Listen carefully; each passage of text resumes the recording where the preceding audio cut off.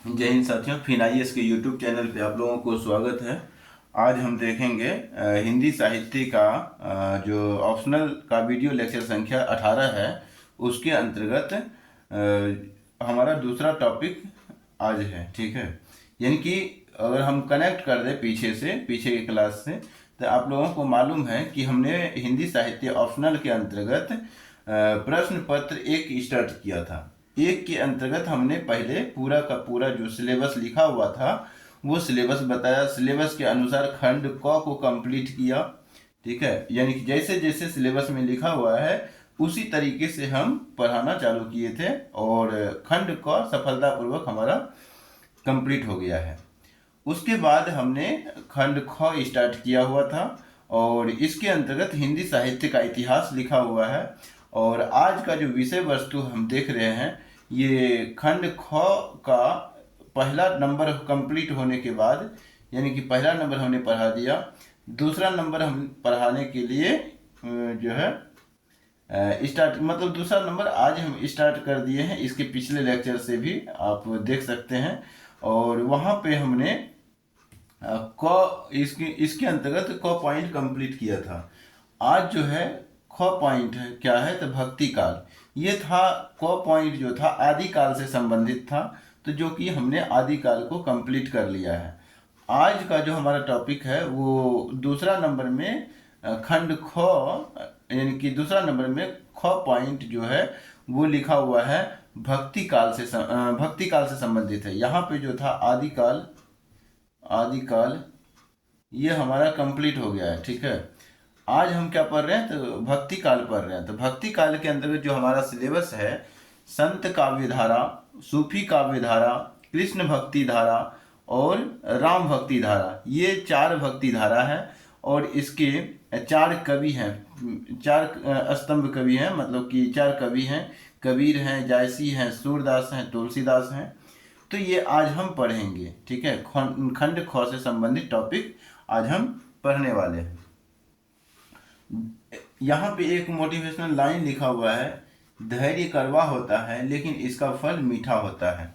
तो इसको आप नोट करके रख सकते हैं। और कहा भी जाता है कि सफलता के लिए धैर्य, लगन और निरंतरता बहुत आवश्यक चीज है। तो यहाँ पे आपको आपको बता दें कि भक्ति काल हमने स्टार्ट किया हुआ था और भक्ति काल के अंतर्गत हमने संत काव्यधारा के बारे में पढ़ा रखा है।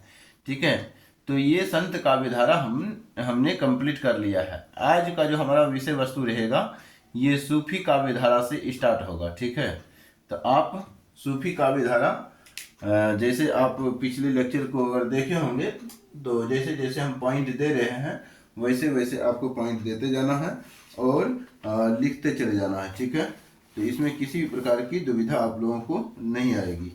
तो इसको अब हम हटा दे रहे हैं और इसमें टॉपिक देंगे दूसरा नंबर सूफी काव्यधारा, यानी कि 4 काव्यधारा में से एक काव्यधारा हमने कंप्लीट कर लिया था। आज का जो हमारा टॉपिक है वो पहले लिखेंगे सूफी काव्यधारा। ठीक है, इसको भी हम हटा ही देते हैं, अब हम कनेक्ट कर चुके हैं तो इसलिए इसको रखने की कोई ज़रूरत नहीं है। ठीक है, लिखेंगे दूसरा नंबर सूफी काव्यधारा।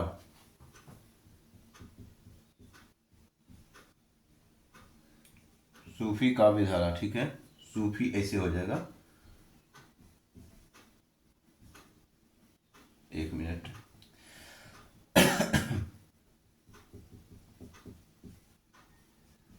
सूफी कैसे होता है, सूफी काव्यधारा, काव्य धारा, सूफी काव्यधारा।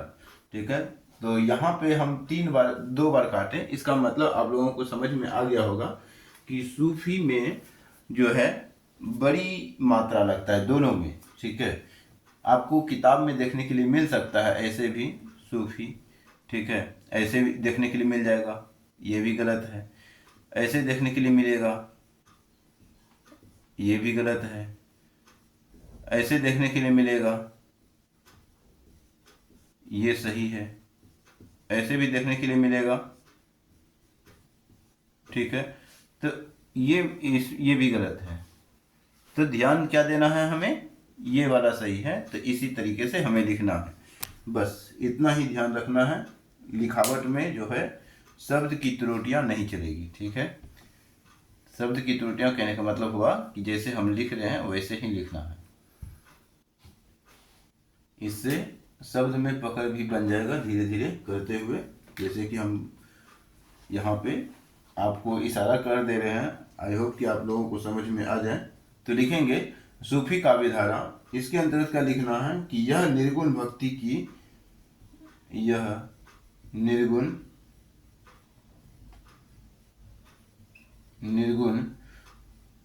भक्ति की, यह निर्गुण भक्ति की, यह निर्गुण भक्ति की दूसरा या दूसरी उपशाखा है, दूसरी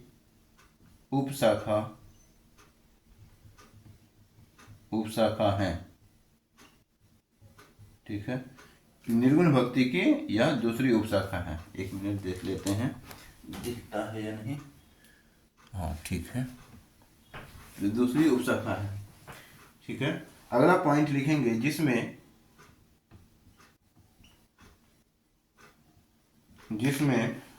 मुसलमान सूफी संतों ने, जिसमें मुसलमान सूफी संतों ने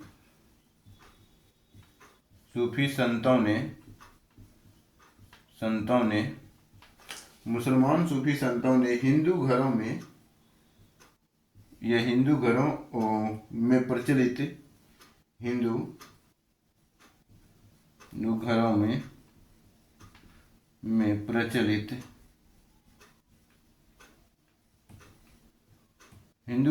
प्रचलित, हिंदू घरों में प्रचलित लोक कथाओं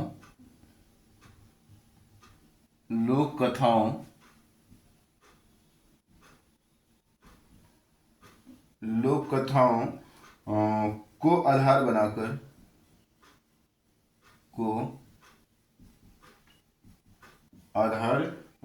बनाकर काव्य लिखे, आधार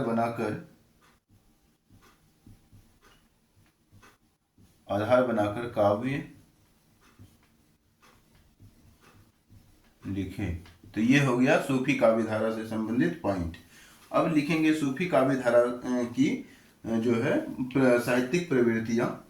इसी के अंतर्गत आप लिखेंगे कि साहित्यिक प्रवृत्तियां, थोड़ा हम अलग से इसी का कनेक्ट कर देते हैं।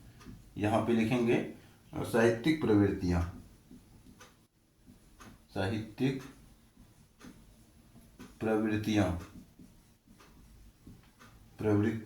ठीक है, प्रवृत्तियां। तो ये हो गया साहित्यिक प्रवृत्तियां, ठीक है। इसमें आपको पहला पॉइंट लिखना है, या तो ऐसे भी लिख सकते हैं डायरेक्ट, ठीक है, डायरेक्ट लिख सकते हैं क्या, तो प्रेम द्वारा ईश्वर प्राप्ति, प्रेम द्वारा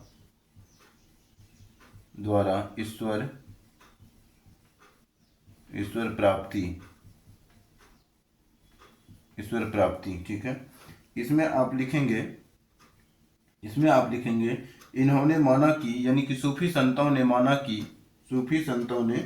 या सूफी काव्य धारा में ये सूफी संत का ही मानना था, तो इन्होंने माना कि, या सूफी संतों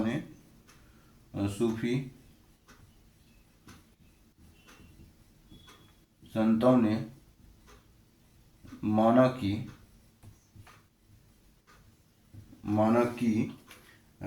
आत्मा, यानी कि कठिन साधना है, आत्मा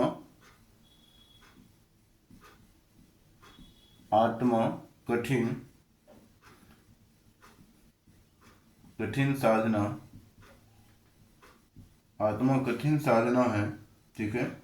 कठिन साधना और विरह से गुजरकर ही कठिन साधना है, ठीक है। कठिन साधना है लगा देंगे, ठीक है, रहेगा। कठिन साधना है और विरह से गुजरकर ही परमात्मा यानी कि ईश्वर को पाया जा सकता है। यानी कि यहाँ पे क्या कहा, सूफी संतों का क्या मानना था कि आत्मा जो है ये कठिन साधना है। ठीक है, आत्मा जो है वो क्या है, कठिन साधना है। और इसमें बताया गया कि विरह के माध्यम से जो है मतलब विरह से गुजर कर ही विरह से गुजर कर विरह से गुजर कर ही परमात्मा परमात्मा को पा सकता है, को पा सकती है। ठीक है, पाया जा सकता है, बस ऐसा भी लिख सकते हैं, को पाया जा सकता है। ठीक है, तो ये हो गया पहला पॉइंट। दूसरा, यानी कि अगर साहित्यिक प्रवृत्तियों की बात करें तो डायरेक्ट आप लिखेंगे प्रेम द्वारा ईश्वर की प्राप्ति पर बल। डायरेक्ट इसको अगर हम हटा दें, यानी कि थोड़ा भाषा में थोड़ा जो है ना, यहाँ पे डायरेक्ट आप ऐसा भी लिख सकते हैं, कोई इतना बड़ा लिखने की कोई ज़रूरत भी नहीं है। ठीक है, प्रेम द्वारा ईश्वर प्राप्ति पर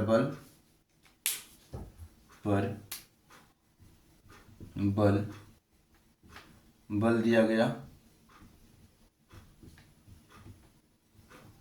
ठीक है, दूसरा पॉइंट में आप लिख सकते हैं कि प्रबंध काव्यों की रचना की गई। प्रबंध काव्यों की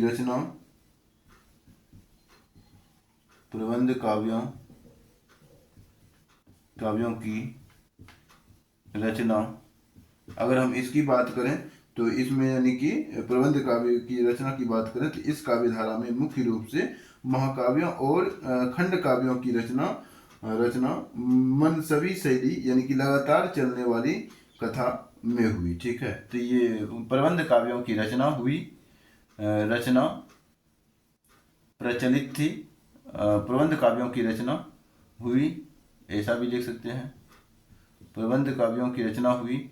और तीसरा पॉइंट में आप लिख सकते हैं कि अवधि भाषा और दोहा का प्रयोग भरपूर। अवधि भाषा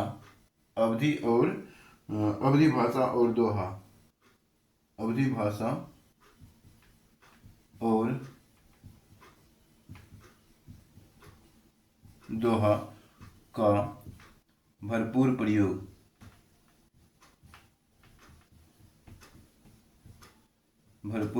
हुआ। ये हो गया हमारा साहित्यिक प्रवृत्तियाँ। अगला पॉइंट अब हम लिखेंगे, सूफी काव्य धारा हमारा कंप्लीट हो जाता है। अब हम लिखेंगे अब हम जो अगला पॉइंट लिखेंगे कृष्ण भक्ति धारा। ठीक है, तो कृष्ण भक्ति धारा में आप लिखेंगे, इसको हटा देते हैं पहले,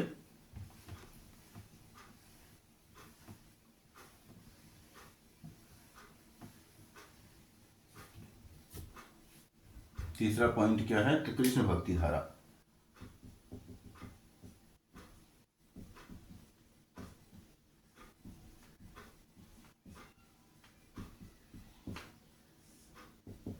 इसमें लिखेंगे कि यह सगुण भक्ति धारा की सगुण भक्ति यह सगुण भक्ति यह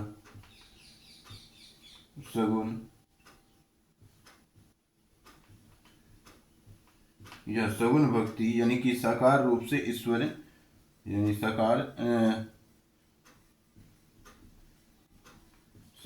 रूप से यह साकार रूप में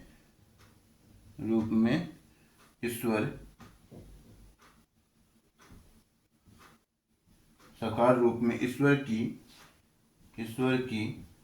वह शाखा यानी कि ईश्वर की वह शाखा यानी कि यह सगुण भक्ति की वह शाखा यह इस सगुण भक्ति की वह शाखा है जिसने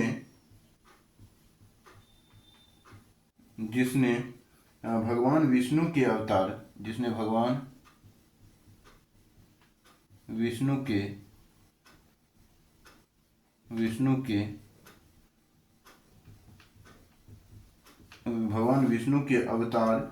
कौमा भगवान विष्णु के अवतार श्री कृष्ण को भगवान विष्णु के अवतार श्री कृष्ण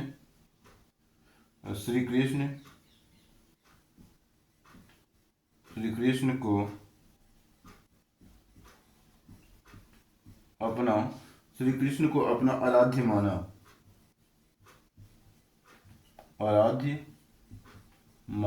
ठीक है, आराध्य माना। इस धारा को या फिर इस धारा को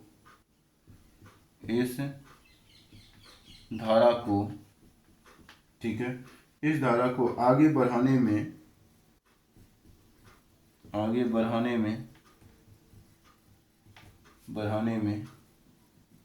इस धारा को आगे बढ़ाने में अष्टछाप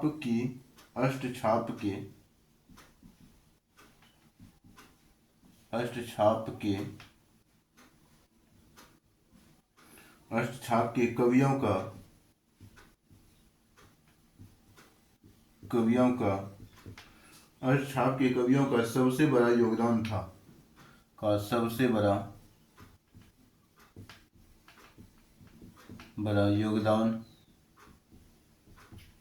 योगदान था, ठीक है। तो ये हो गया, सबसे बड़ा क्या था, तो योगदान था। अगला पॉइंट लिखेंगे, इसमें साहित्यिक प्रवृत्तियों की बात कर लेते हैं। साहित्यिक प्रवृत्तियां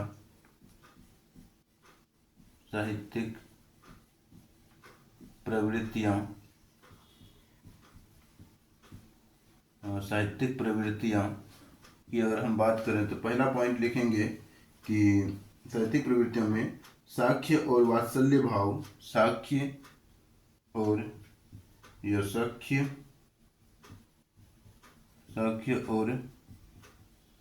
वात्सल्य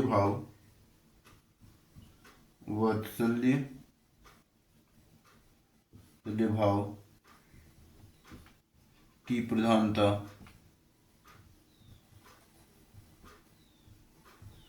प्रधानता यानी प्रधानता थी, साक्ष्य और वात्सल्य भाव की प्रधानता थी। इसके अंतर्गत आप बता सकते हैं कि साक्ष्य भाव का अगर हम बात करें तो यहाँ पे जो होता है श्री कृष्ण की बाल लीलाओं, जैसे कि माता का बच्चों के प्रति ये वात्सल्य भाव हो जाता है, ठीक है।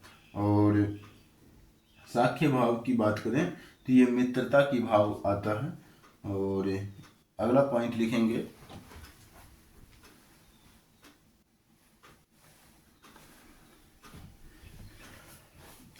में लिखेंगे लीला गान और माधुरी का प्रयोग साहित्यिक प्रवृत्तियों में। अगला पॉइंट लिखेंगे लीला गान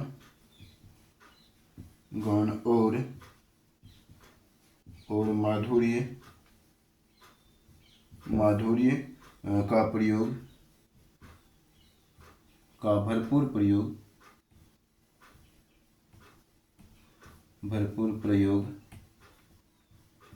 प्रयोग हुआ,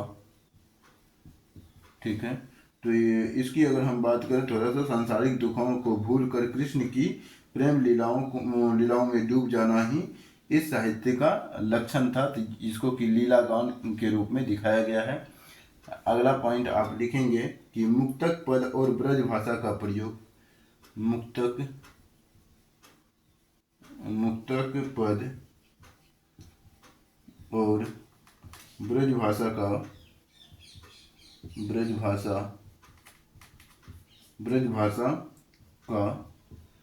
प्रयोग देखने को मिलता है, ठीक है। और ये हो गया हमारा ब्रज भाषा का जो है, यानी कि ये कृष्ण भक्ति धारा का साहित्यिक प्रवृत्तियां और कृष्ण भक्ति धारा के विषय में कुछ महत्वपूर्ण बातें थी, वो हमने कंप्लीट कर लिया है। अब हम आगे बढ़ेंगे। कृष्ण भक्ति धारा हमारा कंप्लीट होता है, ठीक है। कृष्ण भक्ति धारा हमारा कंप्लीट हो गया है। अब हम राम भक्ति धारा की बात करेंगे, उसके बाद प्रमुख कवि की चर्चा कर लेंगे, उसके बाद हमारा टॉपिक कंप्लीट हो जाएगा। कौन सा? तो दूसरा का ख पॉइंट कंप्लीट होगा। ठीक है, प्रश्न पत्र 1 का खंड ख के अंतर्गत दूसरा पॉइंट का खंड ख। अब अगला जो हेडिंग हमें देना है वो देना है राम भक्ति धारा। राम, चौथा पॉइंट देंगे राम भक्ति धारा। राम भक्ति धारा के अंतर्गत आपको बताना है यह सगुण भक्ति की दूसरी शाखा है। यह सगुण भक्ति की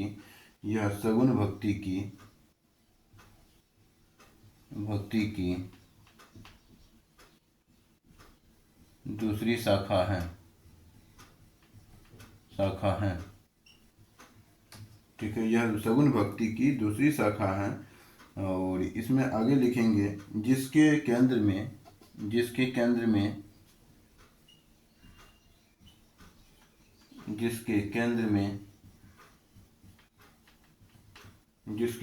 में मर्यादा पुरुषोत्तम श्री राम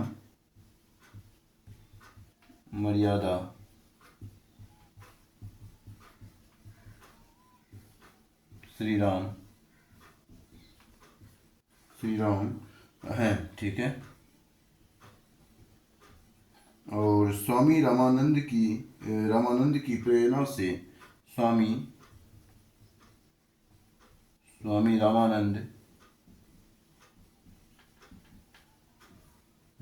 के मार्गदर्शन से या फिर प्रेरणा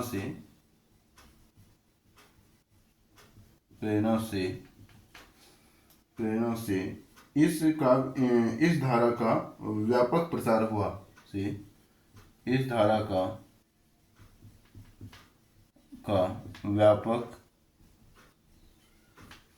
व्यापक प्रसार हुआ।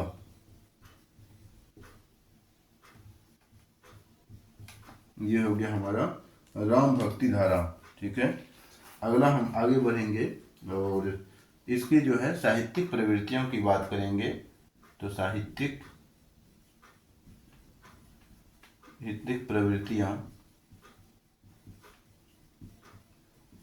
प्रवृत्तियां में पहला पॉइंट लिखेंगे दास्य भाव की भक्ति धारा।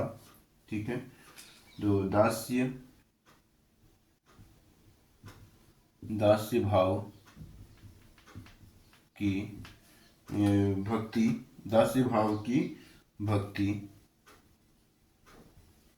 भक्ति प्रचलित थी, यानी कि कवि स्वयं को राम का सेवक और राम को अपना स्वामी मानते थे। ठीक है, तो दास्य भाव की भक्ति भावना प्रचलित थी। कवि दास्य भाव की कवि में, यहाँ पे ऐसा भी लिख सकते हैं, कवि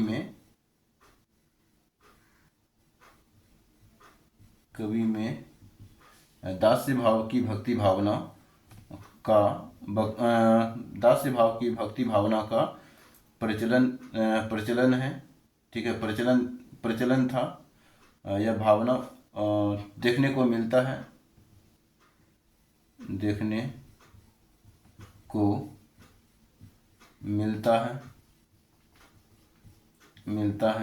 ऐसे ही आपको पॉइंट सोच के लिखना होता है एग्जाम में, जैसे हम लिख रहे हैं सोच के।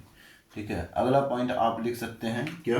तो अगला पॉइंट आप सोच सकते हैं जैसे कि मर्यादा और आदर्श की स्थापना जो है उससे संबंधित पॉइंट आप बना सकते हैं। तो यहाँ लिखेंगे मर्यादा और आदर्श की स्थापना।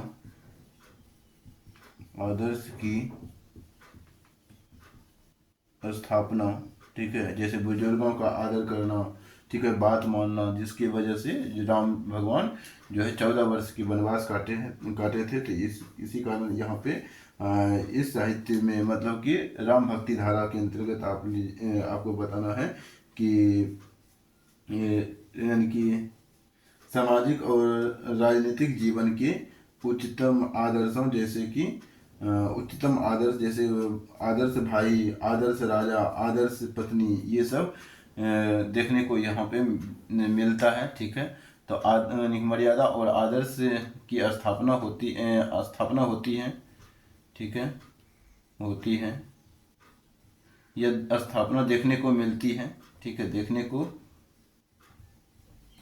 को मिलती है,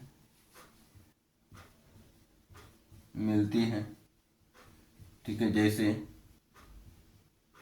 जैसे आदर्श भाई, आदर्श भाई, आदर्श आदर्श पत्नी। ठीक है, आदर्श पत्नी, और भी आप एग्जाम्पल के रूप में कोट कर सकते हैं। और आदर्श राजा भी बोल सकते हैं,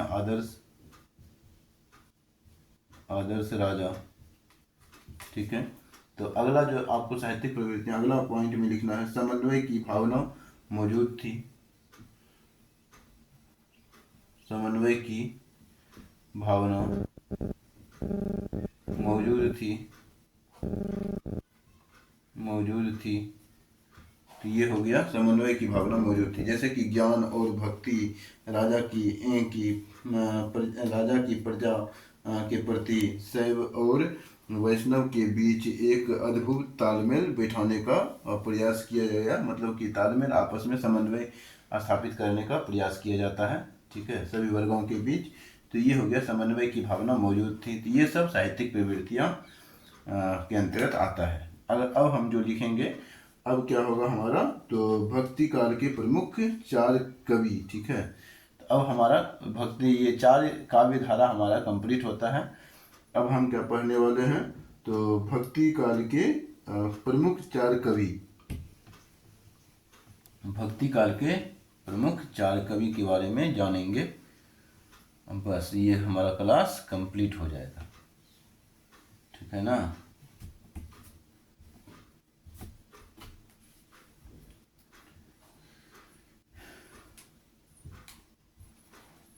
तो यहाँ पे स्टार पॉइंट देके लिखना है कि भक्ति काल के प्रमुख 4 कवि, भक्ति काल के प्रमुख 4 कवि। भक्ति काल के 4 प्रमुख कवि में आप 4 स्तंभ भी लगा सकते हैं। 4, क्योंकि क्वेश्चन में दे सकता है 4 स्तंभ भी। अब 4 स्तंभ वहाँ लिख दिया तो वहाँ पे समझ में नहीं आ जाएगा, तो फिर हमें सोचना पड़ता है कि हम क्या लिखें। तो 4 कवि को ही 4 स्तंभ, भक्ति काल के जो 4 स्तंभ माने जाते हैं, 4 कवि को ही 4 स्तंभ के रूप में माना गया है। तो पहला आप लिखेंगे, पहला स्तंभ के रूप में किसको मानेंगे, तो कबीर दास। ठीक है, कबीर दास।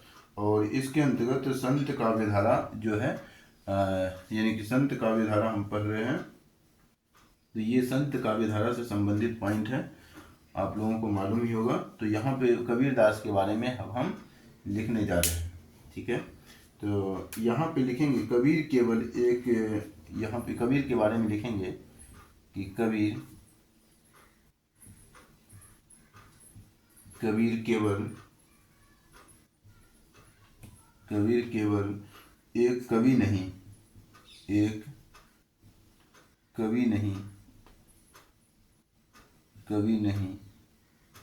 कबीर केवल एक कवि नहीं, बल्कि एक महान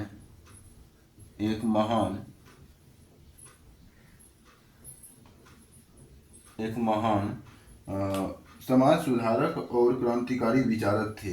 एक महान समाज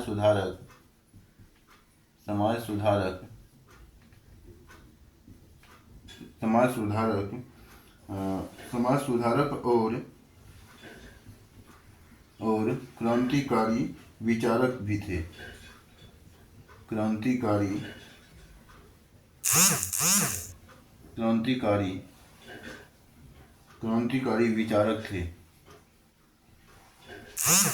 विचारक थे।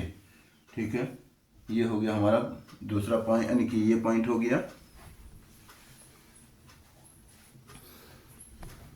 अगला पॉइंट लिखेंगे कि वे स्वामी रामानंद के शिष्य थे।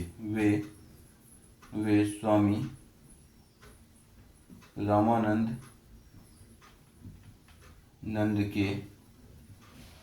रामानंद के शिष्य थे।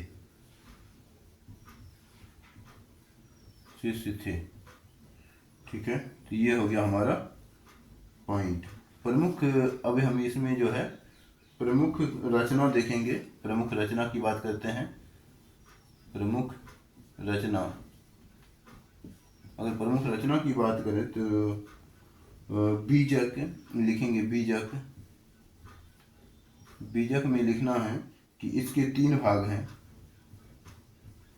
इसके 3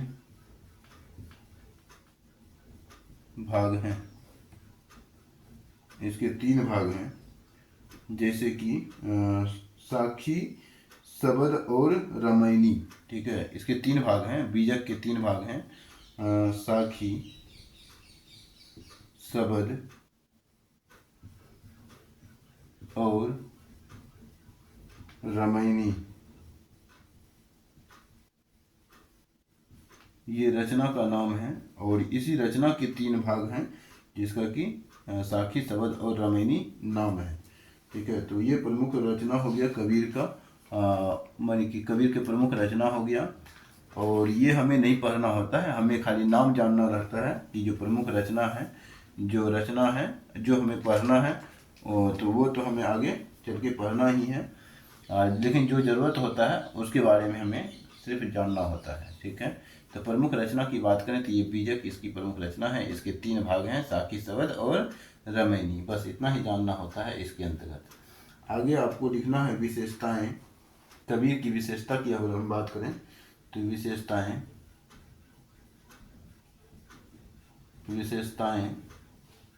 ठीक है, तो यहाँ पे आपको लिखना है पहली विशेषता, कबीर ने हिंदू और मुसलमान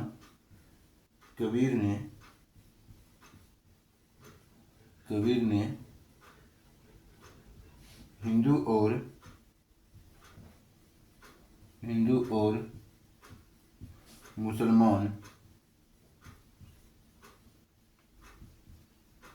कबीर ने हिंदू और मुसलमान दोनों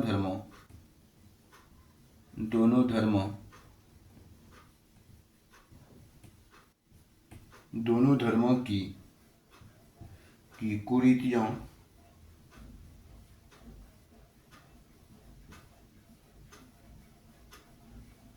कुरीतियों पर करारी चोट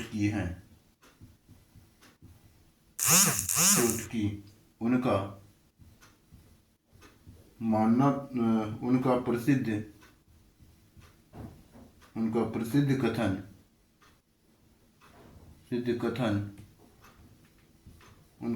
कथन है, पाहन पूजे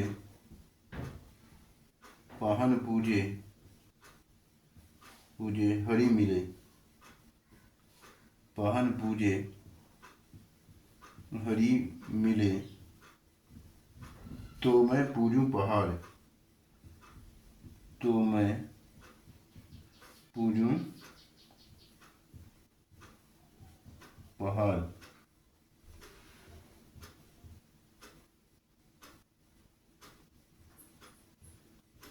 ये हो गया कबीर की बात। ठीक है,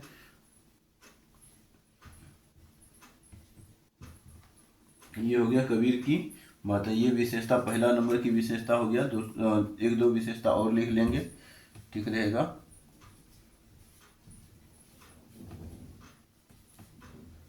ये हो गया पहला विशेषता जिसको हमने मिटाया। और दूसरी विशेषता में हम लिखेंगे कि उन्होंने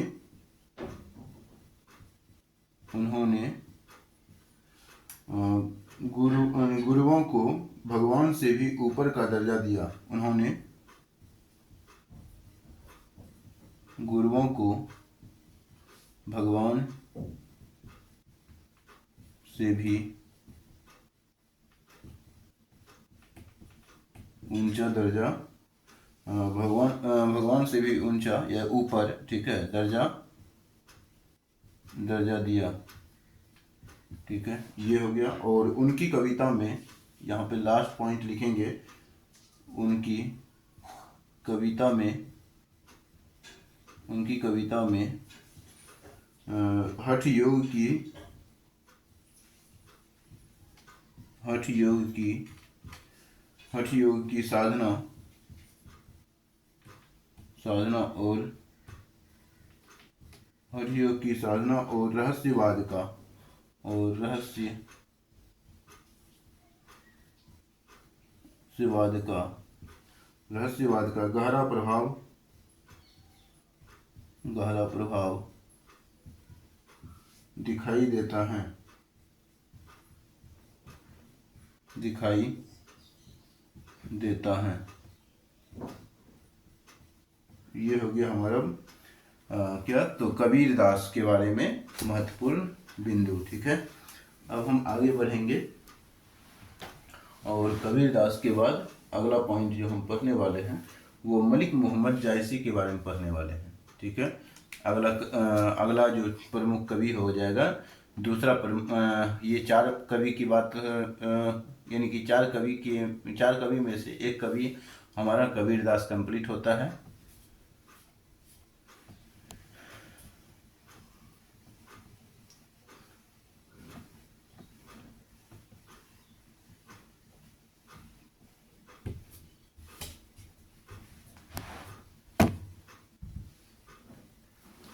दूसरा कवि आप लिखेंगे, दूसरा कवि का नाम, ठीक है, तो दूसरा कवि का नाम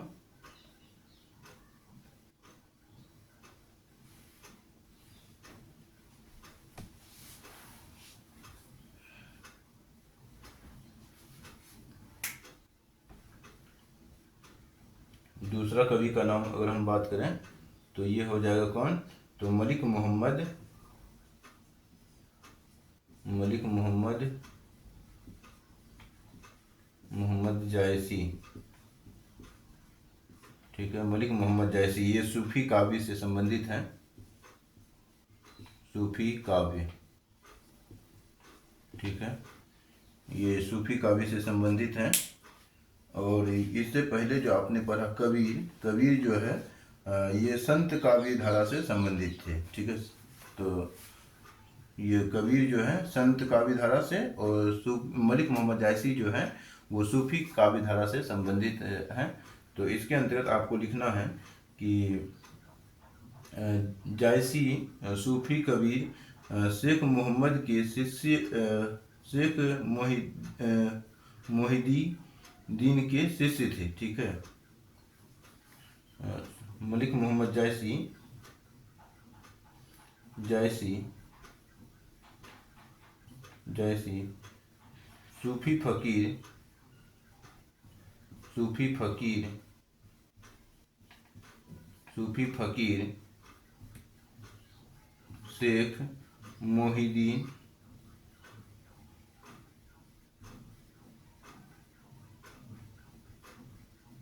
शेख मोहिदीन के शिष्य थे, शिष्य थे। ठीक है, और वे और अमेठी यानी कि उत्तर प्रदेश, अमेठी उत्तर प्रदेश, ब्रैकेट में लिखेंगे उत्तर प्रदेश, उत्तर प्रदेश के पास, के पास, के पास जायस नामक स्थान के रहने वाले थे,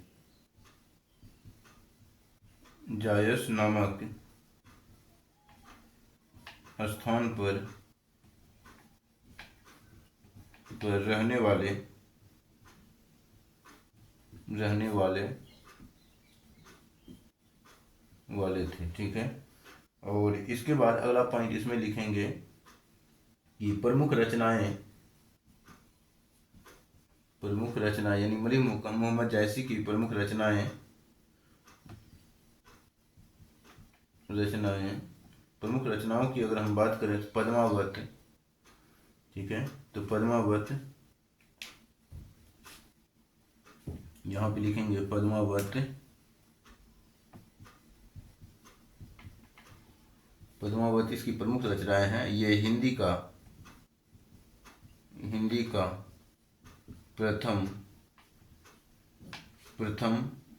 बड़ा काव्य, बड़ा महाकाव्य, यानी हिंदी का पहला बड़ा महाकाव्य के रूप में जाना जाता है। इसके बाद आप लिखेंगे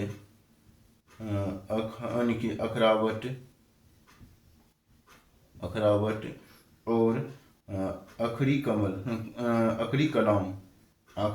और आखिरी कलाम। ठीक है, तो ये हो गया हमारा इसकी प्रमुख रचनाएं। अब हम जो है मलिक मोहम्मद जायसी की विशेषताओं की चर्चा करेंगे।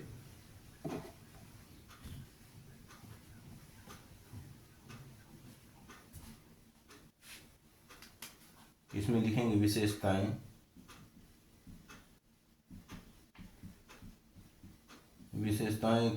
विशेषताएं की बात करें या विशेषताएं, ये बिंदु आएगा। तो पहला विशेषताएं में आप लिखेंगे पद्मावत में चित्तौड़, पद्मावत में चित्तौड़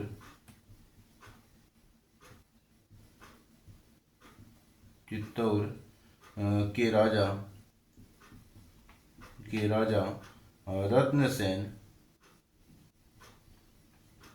रत्नसेन और सिंघल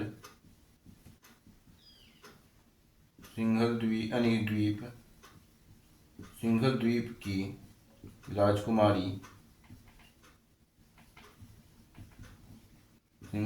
राजकुमारी पद्मावती की प्रेम कहानी, यानी कि प्रेम कथा के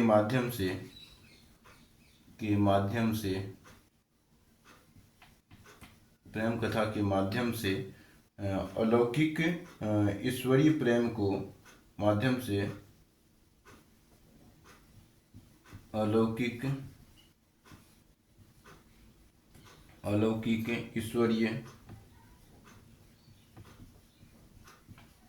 का मतलब होता है ईश्वरीय प्रेम, यानी अलौकिक प्रेम को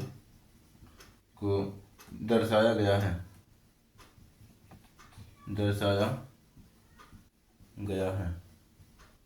ठीक है, ये पहली विशेषता हो गया। आप दूसरी विशेषता के अंतर्गत अगला पॉइंट लिखेंगे कि जायसी की कविताओं में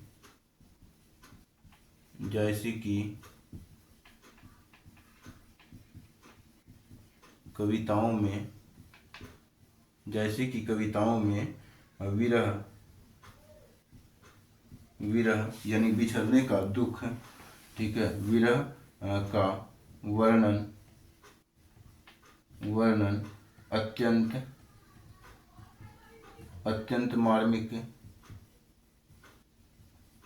अत्यंत मार्मिक और गहरा है। ठीक है, तो ये हो गया दूसरा पॉइंट। और तीसरा पॉइंट में आप लिखेंगे विशेषताओं के अंतर्गत ही तीसरा पॉइंट आप क्या लिखेंगे, इन्होंने ठेठ ग्रामीण अवधी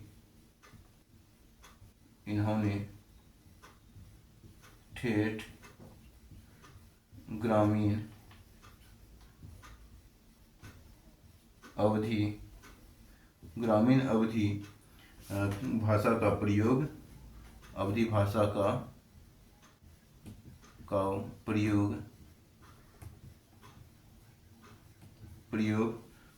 किया।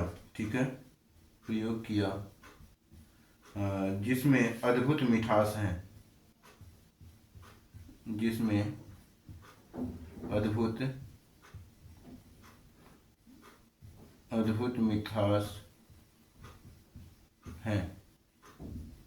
ठीक है, तो ये हो गया हमारा मलिक मोहम्मद जायसी के बारे में।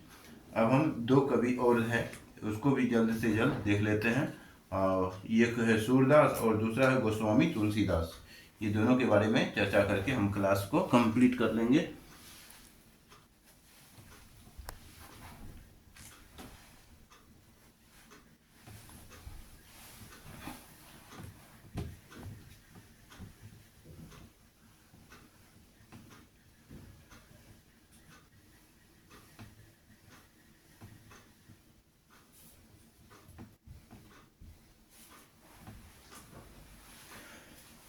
लिखेंगे सूरदास, तीसरा कवि जो है हमारा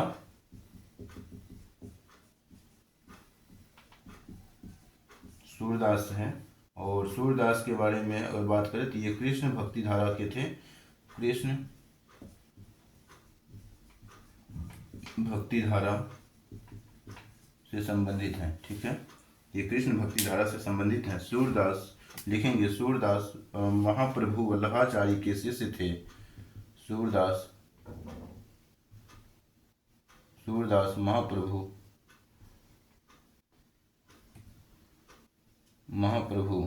वल्लभाचार्य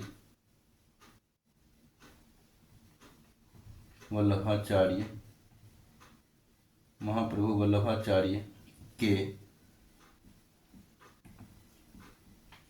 शिष्य थे। ठीक है, महाप्रभु वल्लभाचार्य के शिष्य थे और उष्ट छाप के कवियों में उष्ट छाप, ठीक है, उष्ट छाप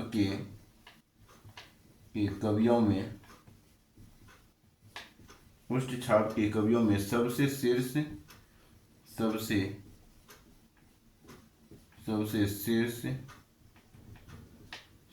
स्थान पर थे। सबसे शीर्ष स्थान पर थे। ठीक है, इन्हें पुष्टि मार्ग का जहाज और वात्सल्य रस का सम्राट कहा जाता है।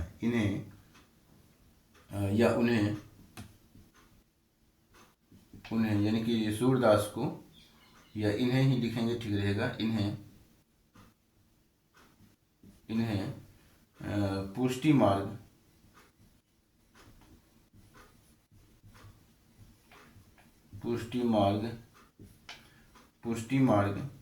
इन्हें पुष्टि मार्ग और पुष्टि मार्ग का जहाज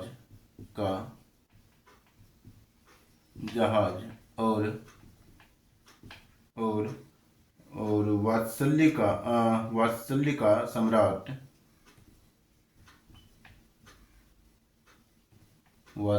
का सम्राट कहा जाता है। ये हो गया हमारा सूरदास के बारे में। अब इसकी प्रमुख रचना लिखेंगे। प्रमुख रचना की बात करें तो सूरदास ने कृष्ण के बाल रूप और उनकी बाल सुलभ चेष्टाओं का ऐसा बारीक वर्णन किया है। या पहले हम इसकी रचना की बात करेंगे ना, तो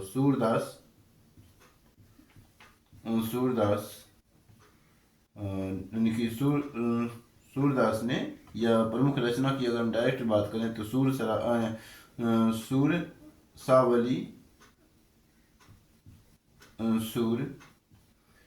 सारावली, ठीक है,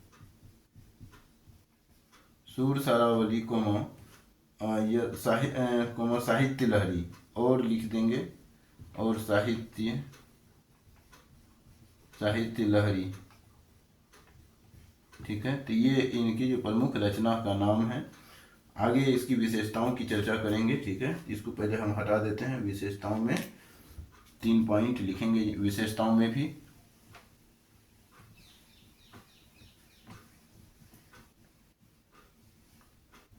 एक दिन हम पहले इसको लिखा लेते हैं। एक दिन हम पहले जो है पूरी तरीके से इसके जो शब्द हैं, जो पॉइंट हैं, उसको हम समझा देंगे। ठीक रहेगा। तो यहाँ पे अगला जो विशेषता, प्रमुख क्या लिखेंगे? विशेषताएं। ठीक है, तो किसकी विशेषताओं की बात कर रहे हैं? तो सूरदास की विशेषताओं की बात करें तो सूरदास ने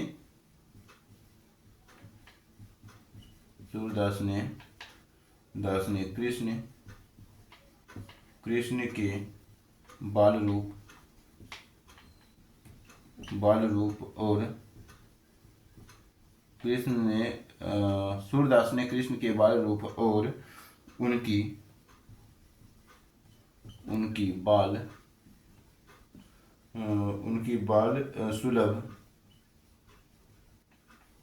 बाल सुलभ चेष्टाओं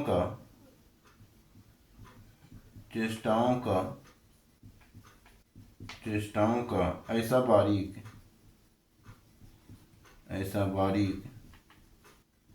वर्णन किया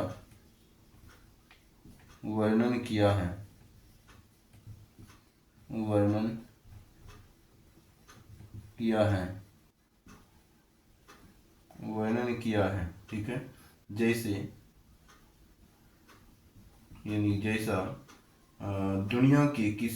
जैसा दुनिया ऐसा वर्णन किया है कि या फिर वैसा वर्णन किया है जैसा दुनिया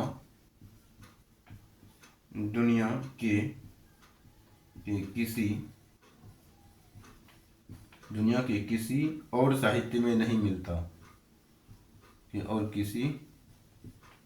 दुनिया के किसी और साहित्य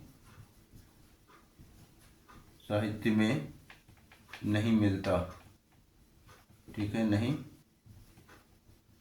नहीं मिलता। ये हो गया पहला पॉइंट। दूसरा पॉइंट विशेषताओं में लिखेंगे कि सूरसागर के अंतर्गत आने वाला भ्रमर गीत, सूरसागर के अंतर्गत आने वाला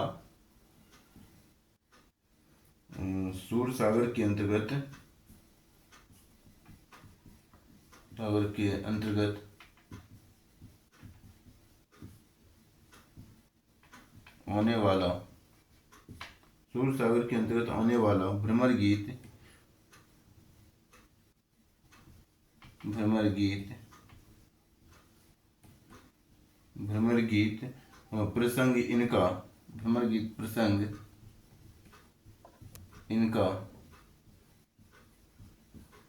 इनका श्रेष्ठतम अंश है,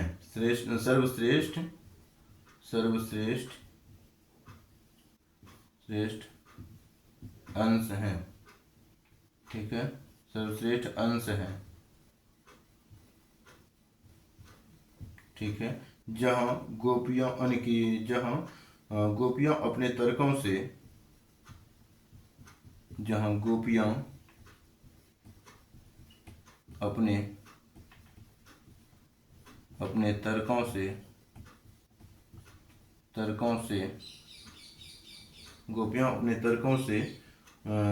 से ऊधों को निरुत्तर कर देती हैं,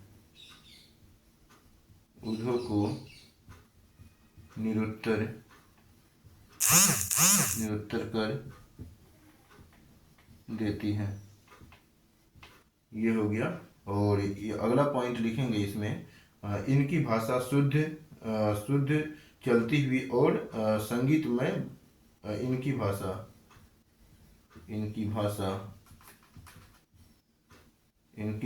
शुद्ध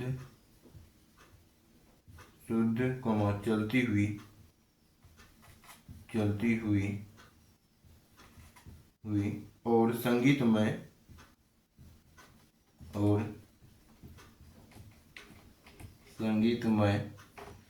ब्रज भाषा है।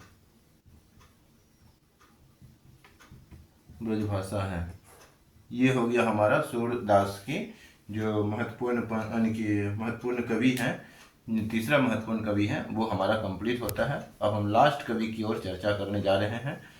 तो वो जो है कौन है, तो तुलसीदास हैं। हमारे तुलसीदास सबसे प्रसिद्ध कवि वो ही माने जाते हैं, यानी कि प्रमुख कवि वो ही हैं।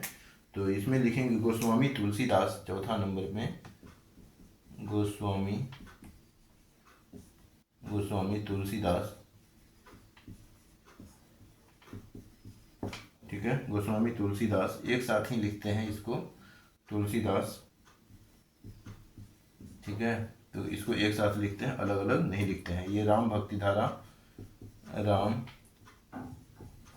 भक्ति धारा के कवि हैं, ठीक है। और सूरदास जो है कृष्ण भक्ति धारा के कवि हैं। तो इसके अंतर्गत आपको लिखना है पहला पॉइंट लिखना है कि तुलसीदास जी का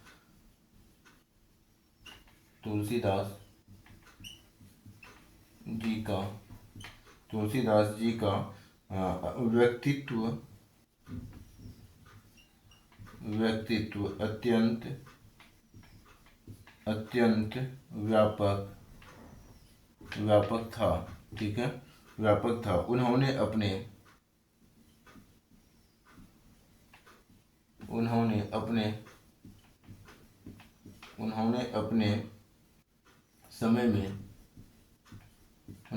समय में बिखर रहे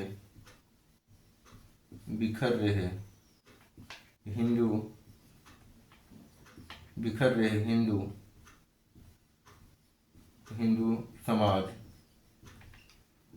समाज को धार्मिक और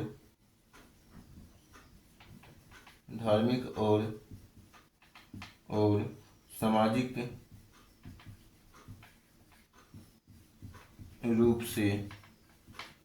रूप से एक सूत्र में पिरोने का महान कार्य किया। पिरोने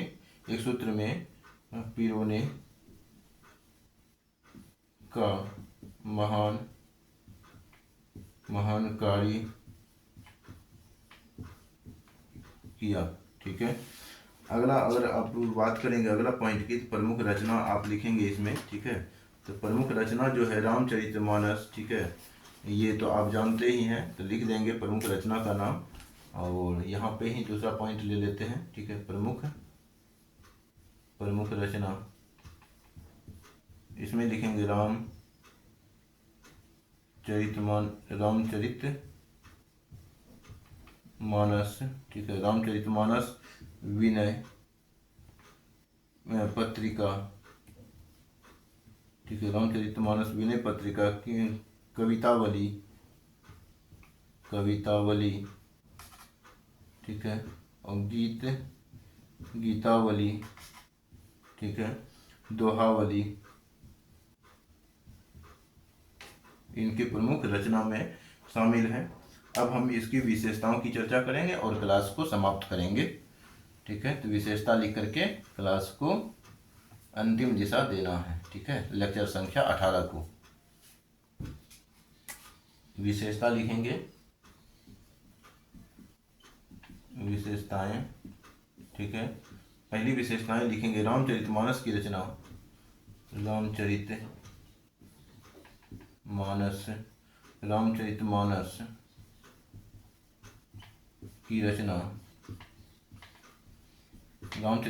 की रचना कर इन्होंने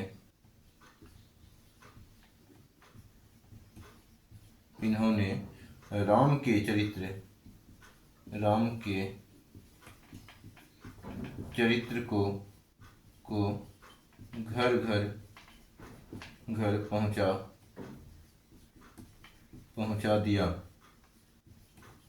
ठीक है। और यह ग्रंथ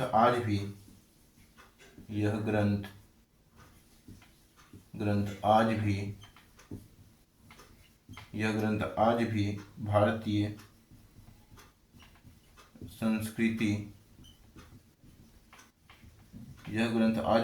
संस्कृति का आधार स्तंभ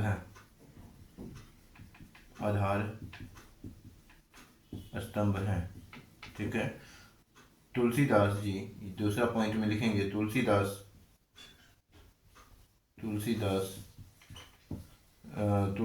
जी समन्वय यानी कि लोक मंगल के कवि थे, यानी कि समन्वय अर्थात लोक मंगल, जिससे लोगों की भलाई हो, ठीक है, के कवि थे, ठीक है, कवि थे। फिर लिखेंगे उन्होंने राजा राजा प्रजा, शोषित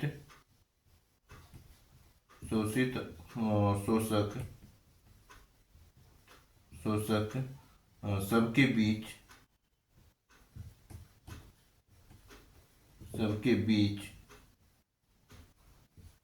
बीच मर्यादा का संतुलन बनाया। सबके बीच मर्यादा का संतुलन बनाया। ठीक है, ये पॉइंट भी हो गया। अगला पॉइंट आप लिखेंगे इसमें कि इन्हें ब्रज और अवधि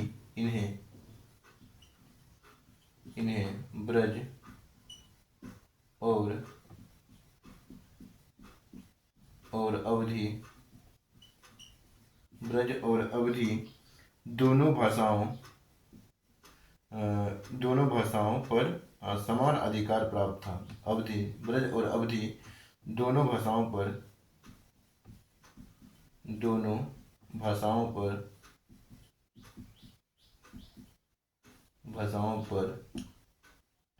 समान अधिकार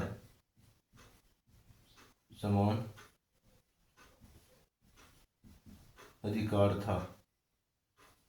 ठीक है, समान अधिकार प्राप्त था। ठीक है, अधिकार प्राप्त यथार्थ सीधा ठीक है, प्राप्त था। ठीक है, रामचरितमानस में जैसे कि अवधि का प्रयोग है और विनय पत्रिका में ब्रज भाषा का प्रयोग है। तो इस आधार पे हम कह सकते हैं कि दोनों भाषाओं का समान अधिकार प्राप्त था, ब्रज और अवधि। ब्रज अवधि की बात करें तो ये रामचरितमानस, ब्रज भाषा की बात करें तो विनय पत्रिका। इस आधार पे यहाँ पे कहा गया कि इन्हें दोनों ब्रज और अवधि दोनों भाषाओं पर समान अधिकार प्राप्त था। इस प्रकार हमने ख पॉइंट को कंप्लीट कर लिया है।